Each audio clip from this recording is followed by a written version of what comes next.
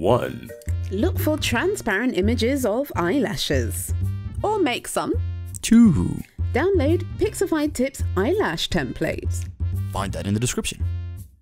3. In your modeler, model one plane around the eye. UV it. Export the UV map and in photo editor, place your eyelash texture in the right place. Apply the texture. Duplicate the plane. Turn it upside down and make it lie semi-flat to the one above.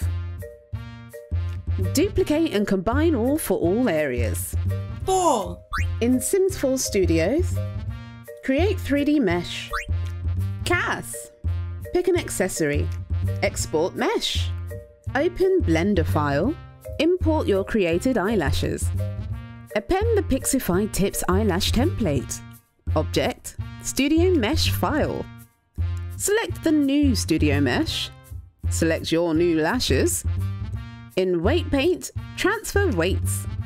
Delete the extra Studio Mesh and duplicated rig. On the remaining Studio Mesh, delete vertices. Join your lash to it. Save. Re-import. Customize it with your textures. 5. Tools, modding, glass shader. Done! Oh my, this way's simple too. Bat your eyelashes for me, lovely.